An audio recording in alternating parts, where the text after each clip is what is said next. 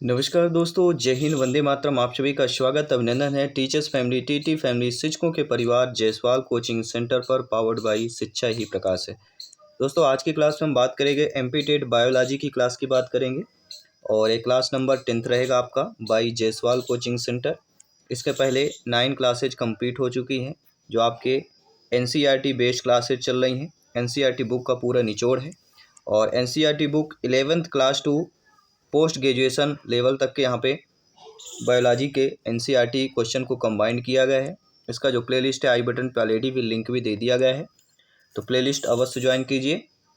तो सभी लोग तैयार हैं। हमारी जो डेली क्लास होती है 11:30 AM टू 12 PM तक हमारी डेली लाइव बायोलॉजी की क्लास होती है। तो पहला प्रश्न आ गया है, सभी लोग कमेंट बॉक्स में कमेंट करना है। सभी लोग तैयार हो जाइए। पहला प्रश्न है, स्तनी के दिल में कितने कोष्ठ होते हैं? 2, 3, 4 या 5 कोष्ठ होते हैं? सभी लोग बताइएगा। सभी लोग जानते हैं स्तनी के कोष्ठ में दो दो जो है आपके 4 टोटल कोष्ठ होते हैं।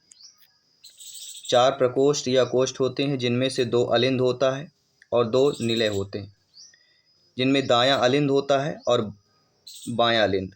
क्या है? दायां अलिंद, बायां अलिंद, दायां निलय एवं बायां निलय होते हैं। ये 4 आपके प्रकोष्ठ और कोष्ठ होते हैं। स्तनी की बात करते हैं। दूसरा, केंद्रक विहीन आरबीसी किसमें होता है? सरीसृप में, पक्षी में, एम्फीबिया में या स्तनी में होता है? सभी कमेंट कीजिएगा। केंद्रक विहीन आरबीसी किसमें होता है? सभी लोग बताइए। तो केंद्रक विहीन आरबीसी किसमें होता है? स्तनी में। D option is the right answer. कोई भी डाउट हो बेफिक्र कमेंट कर सकते हैं। प्रत्येक भाई बहन गृहिणी जिनका सपना है टीटी एग्जाम को फतेह करना, जायसवाल सर आप सभी का अभिनंदन, स्वागत करते हैं। दोस्तों, अगला प्रश्न है, व्हेल के दिल में कितने चैम्बर होते हैं? 2, 3, 4 या 1? सभी बताइएगा। व्हेल के दिल में कितने चैम्बर होते हैं? व्हेल के दिल में भी दोस्तों टोटल 4 चैम्बर होते हैं। कितने होते हैं? टोटल 4 चैम्बर होते हैं। व्हेल में जो होती है वह फेफड़े से सांस लेती है और शरीर पर बाल भी रखती है। सभी स्तनधारियों में 4 कक्षीय हृदय होता है। जो भी स्तनधारी हैं ये ध्यान लीजिएगा। और ब्लू व्हेल का भी एक हृदय भी होता है जिसमें 4 कक्ष होते हैं, 2 अलिंद और 2 निलय होते हैं। इसके बाद जो अगला प्रश्न है कि होमो सेपियंस किसका वैज्ञानिक नाम है? लेमूर, आधुनिक मानव, उपमानव या इनमें से कोई नहीं? सभी कमेंट कीजिए। दोस्तों, होमो सेपियंस किसका वैज्ञानिक नाम है? सभी लोग बताइएगा। देखिए, होमो सेपियंस की अगर बात करते हैं तो आज के जो मानव हैं यानी कि हम की बात करेंगे, और आज के मानव को क्या बोला जाता है? आधुनिक मानव। तो होमो सेपियंस किसका वैज्ञानिक नाम है? आधुनिक मानव। B option is the right answer. अगला प्रश्न, बिल्ली की आंखें रात में क्यों चमकती हैं? विशेष लेंस के कारण, टेपिटम लूसिडम के कारण, जीन प्रभाव के कारण या स्पष्ट कारण ज्ञात ही नहीं होता है। तो बिल्ली की आंखें रात में क्यों चमकती हैं? सभी लोग बताइएगा। सभी कमेंट कीजिएगा। देखिए, बिल्ली की आंखें चमकने का जो सबसे बड़ा कारण होता है वह होता है टेपिटम लूसिडम के कारण। बी ऑप्शन सही हो जाए। किसके अकॉर्डिंग? टेपिटम लूसिडम के कारण ही बिल्ली की आंखें रात में चमकती हैं। अगला प्रश्न है, लक्ष्य निर्धारण हेतु रडार तंत्र किसमें पाया जाता है? चूहा में, चमगादड़ में, बिल्ली में या खरगोश में पाया जाता है? सभी कमेंट कीजिएगा मेरे प्यारे प्यारे भाइयों के, प्यारी प्यारी बहनें गृहिणी जिनका सपना है टीटी एग्जाम को 100% फतेह करना। देखिए तो दोस्तों, लक्ष्य निर्धारण हेतु रडार तंत्र जिसमें पाया जाता है वह आपका कौन सा कहलाता है? और सभी लोग जानते हैं हम किसकी बात कर रहे हैं। चा से चमगादड़ की बात करेंगे। जी हाँ दोस्तों, लक्ष्य निर्धारण हेतु रडार तंत्र आपके किसमें? चमगादड़ में पाया जाता है। अगला प्रश्न है, अंधेरे में चमगादड़ उड़ने में समर्थ है क्योंकि उसके मुख से उत्पन्न होता है। चमगादड़ अंधेरे में उड़ना समर्थ होता है। क्यों होता है? क्योंकि उसके मुख से उत्पन्न होता है। उसके मुख से क्या उत्पन्न होता है यही बताना है। क्या वह अल्ट्रावायलेट तरंगे हैं, ध्वनि तरंगे हैं, अल्ट्रासोनिक तरंगे हैं या इंफ्रारेड तरंगे की बात करते हैं? तो अंधेरे में चमगादड़ उड़ने में समर्थ इसलिए होता है क्योंकि उसके मुख से क्या उत्पन्न होता है? अल्ट्रासोनिक तरंगे उत्पन्न होती। क्या होता है, अल्ट्रासोनिक तरंगे उत्पन्न होती है। मानव का जैविक नाम पूछा गया है, तो सभी लोग जानते हैं इसका उल्टा दे दिया गया। ठीक है, आधुनिक मानव का होमोसेपियंस होता था, तो मानव का जैविक नाम होमोसेपियंस हो जाएगा। तो दोनों चीज़ें हैं केवल। अगला प्रश्न आप लोगों की स्क्रीन पर आ चुका है। अगला प्रश्न है कि मनुष्य ने सबसे पहले किसे पालतू बनाया है, कुत्ता को, बकरी को, बिल्ली को, गाय को। तो सभी लोग जानते हैं मनुष्य ने सबसे पहले पालतू की अगर बात करते हैं तो first option is the right answer. इसके बाद अगला प्रश्न है, सभी कमेंट कीजिएगा कि स्तनधारी प्राणियों में भ्रूण गर्भ में जो है माँ से प्राप्त होता है। जो स्तनधारी प्राणी होते हैं उनमें भ्रूण गर्भ से माँ से क्या प्राप्त होता है, CO2 खनिज लवण और ग्लूकोज प्राप्त होता है, खनिज लवण यूरिया तथा ग्लूकोज, खनिज लवण ग्लूकोज और ऑक्सीजन, या CO2 ऑक्सीजन और ग्लूकोज की बात करते हैं। तो स्तनधारी प्राणियों में भ्रूण जो है गर्भ में से क्या प्राप्त होता है, सभी बताइएगा। वह दोस्तों खनिज लवण, ग्लूकोज और ऑक्सीजन की बात करें, C option is the right answer.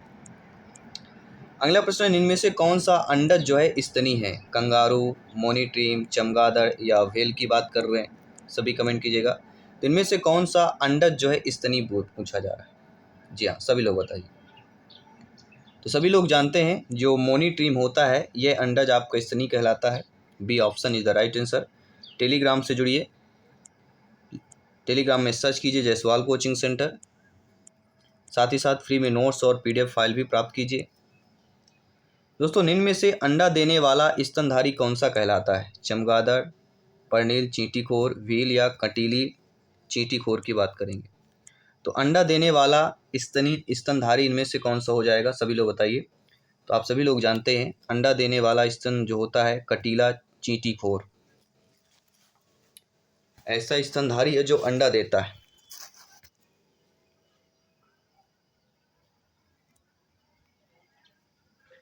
अंडा देने वाला स्तनधारी कौन है,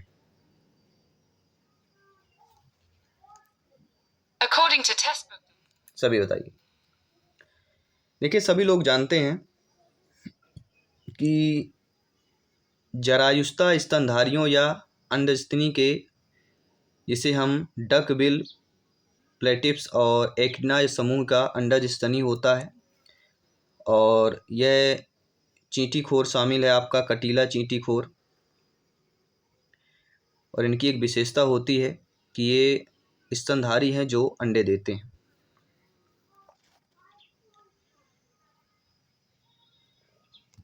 इसके बाद अगला प्रश्न देख लेते हैं। आप लोगों की स्क्रीन पर प्रश्न आ चुका है, बहुत अच्छा प्रश्न यहाँ पे पूछा जा रहा है। प्रश्न दिया गया है कि निम्न में से नियत तापी प्राणी कौन सा है, नियत तापी, सार्क, सांप, चमगादड़ या छिपकली। जी हाँ दोस्तों, इनमें से नियत तापी प्राणी पूछा जा रहा है।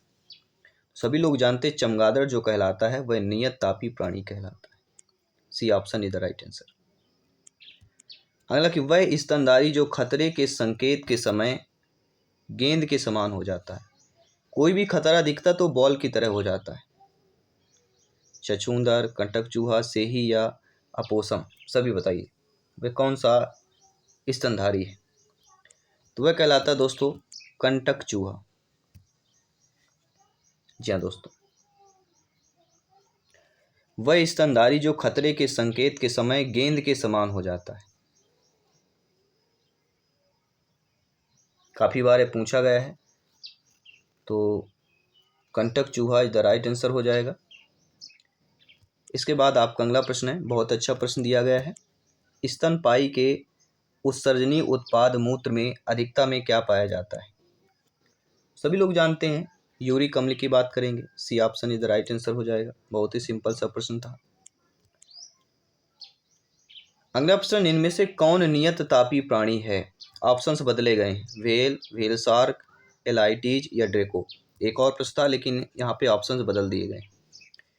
नियत तापी प्राणी, अब इनमें इन ऑप्शनों में से देखा जाए तो नियत तापी प्राणी जो हो जाएगा वह कहलाएगा whale, first option is the right answer.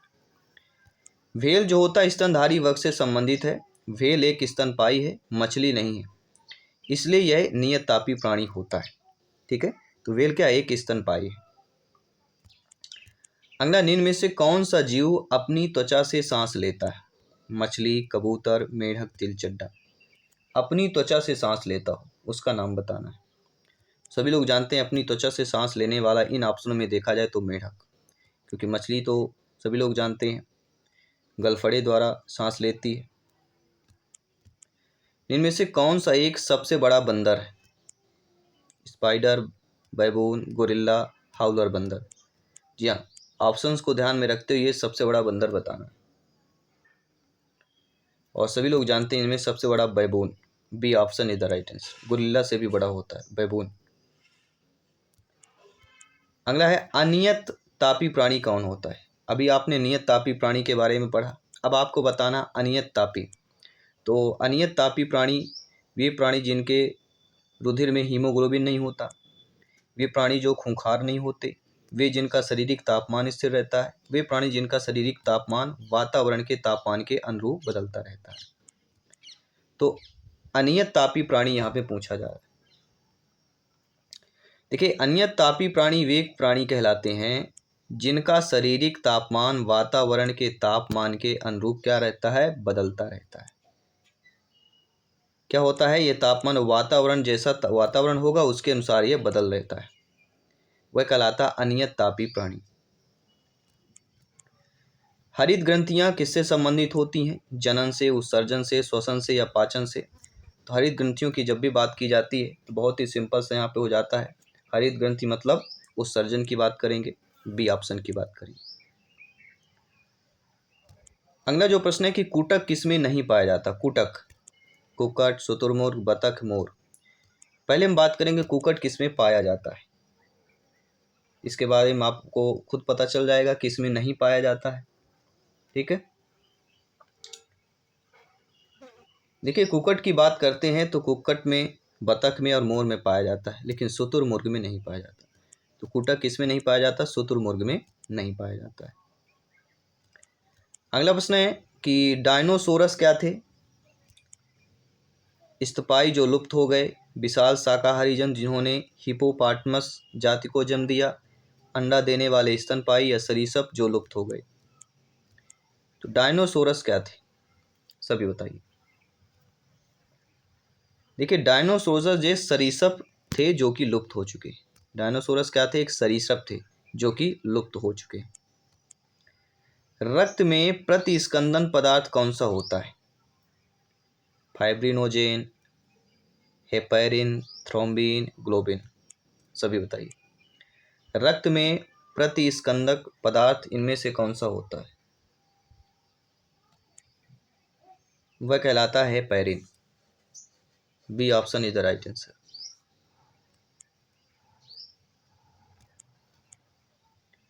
Archaeopteryx किन वर्गों के प्राणियों के बीच की योजक कड़ी है?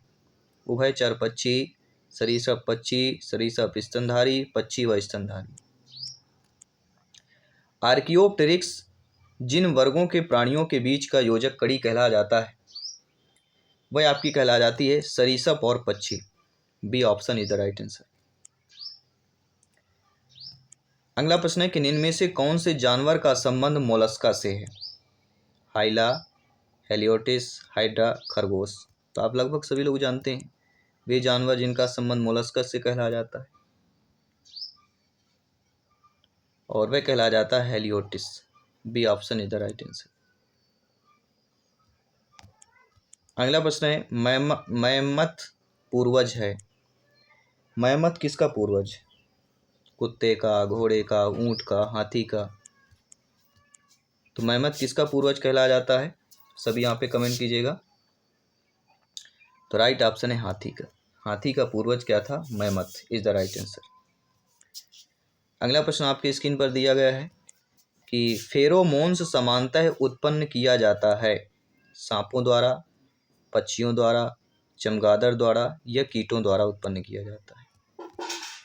तो फेरोमोन्स की अगर बात कर रहे हैं और फेरोमोन्स के समानतः उत्पन्न की बात की जा रही है, तो आप सभी लोग जानते हैं किसके द्वारा किया गया है? कीटों द्वारा। फेरोमोन समानतः कीटों द्वारा उत्पन्न किया जाता है। D option is the right answer. अगला, भारत की सबसे बड़ी मछली कौन सी है? Stone fish, whale shark, marlin या हिल्सा की बात करते हैं। तो आप सभी लोग जानते हैं भारत की सबसे बड़ी मछली यहाँ पे पूछी जा रही है, और वे सभी लोग जानते हैं whale shark is the right answer, B option हो जाए। अगला, निम्न प्राइमेटो में आधुनिक मानव का निकटतम संबंधी कौन सा है? औरंगुटन, गोरिल्ला, गिवन या लंगूर? तो प्राइमेटो में आधुनिक मानव का निकटतम संबंधी पूछा जा रहा है, वह आपका है gorilla, B option is the right answer. किसी भी प्रश्न पर डाउट है बेफिक्र आप लोग कमेंट कर सकते हैं, फीडबैक कर सकते हैं। जयसवाल सर आप सभी का अभिनंदन, स्वागत करते हैं। दोस्तों, निम्न में से कौन कीट नहीं है? खटमल, मकड़ी, घरेलू मक्खी या मच्छर? कीट बताइए। देखिए, ये प्रश्न शायद हम कर चुके हैं एक बार और। खटमल, घरेलू मक्खी और मच्छर ये कीट हैं, लेकिन मधुमक्खी कीट नहीं है, क्योंकि इसके रीढ़ की हड्डी नहीं होती है। ठीक है। अगला, पांडा भी उसी कुल का है जिसका भालू है, बिल्ली है, कुत्ता है, खरगोश है।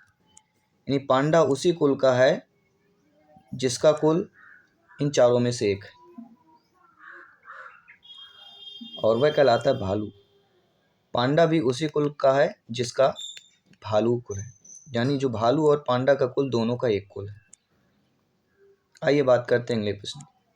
अधिकांश कीट श्वसन करते हैं, त्वचा से, क्लोम से, फेफड़े से या वातक से करते हैं? तो आप सभी लोग जानते हैं अधिकांश जो कीट होते हैं किसके द्वारा श्वसन करते हैं? तो वातक से श्वसन करते हैं, D option is the right answer. अगला प्रश्न है, निम्न में से कौन अंडे देता है और सीधे बच्चे नहीं देता है? जी हाँ, अंडे देता है, और इनमें से आपका एकीना, एकीना जो है अंडे देता है, सीधे बच्चे नहीं देता है। बाकी कंगारू से ही व्हेल ये सीधे क्या है, बच्चे देते हैं, बाकी एकीना अंडे देता है। अगला प्रश्न है कि निम्न में से किस एक सर्प का भोज मुख्य रूप से अन्न सर्प है? करैत, रसल, प्रदाकु, रैटन सर्प या नागराज की बात करें? किस एक सर्प का भोज मुख्य रूप से अन्न सर्प यहाँ से कहलाया जाता है? और वह कहलाया जाता है दोस्तों नागराज। जी हाँ, नागराज एक ऐसा सर्प है जो भोज मुख्य रूप से सर्प कहलाता है। अगला, निम्न में से एक प्रकार के जीव में वह घटना पाई जाती है जिसमें मादा मैथिनोपरांत नर को मार देती है? जी हाँ दोस्तों, इस प्रकार का जीव है, घटना हो जिसमें मादा क्या मैथिनोपरांत क्या करती है, नर को फिर बाद में मार देती है। ब्याघ, पतंग जिसे हम ड्रैगन फ्लाई कहते हैं, मधुमक्खी, मकड़ी या पिट वाइपर गर्त प्रताप की बात करते हैं? वह घटना जिसमें मादा मैथनोप्रांत नर को मार देती है, और वह कहलाती दोस्तों मकड़ी इज द राइट आंसर।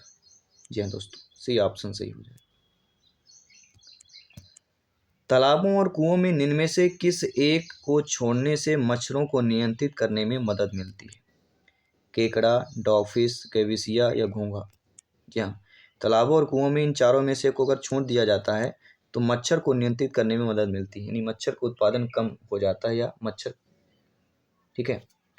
और तालाबों और कुओं में जो है गैबूसिया, जी हाँ दोस्तों, गैबूसिया को छोड़ने से मच्छरों में नियंत्रण करने में मदद मिलती है। अगला प्रश्न है, निम्न में से कौन एक कपी नहीं है? कपी आप लोग जानते होंगे, ठीक है। तो इनमें गिवन कपी है, गोरिल्ला है, बल्कि लंगूर आपका कपी नहीं कहलाता। इनमें से कौन एक कपी नहीं है? तो इनमें से आपका लंगूर एक कपी नहीं। अगला प्रश्न है, डुंगोंग नामक समुद्री जीव जो कि विलोपन की कगार पर है, वह उभयचर है, बोनी फिश है, सर्क है या स्तनधारी है? सभी बताइएगा। तो डुंगोंग नामक समुद्री जीव जो कि विलोपन की कगार पर है, वह आपका कौन सा कहलाता है? वह आपका स्तनधारी हो जाएगा, D option is the right answer. भारतीय वन्य जीवन के संदर्भ में उड्डयन फॉक्स इनमें से क्या कहलाता है? चमगादड़, चील, बलाक या गिद्ध?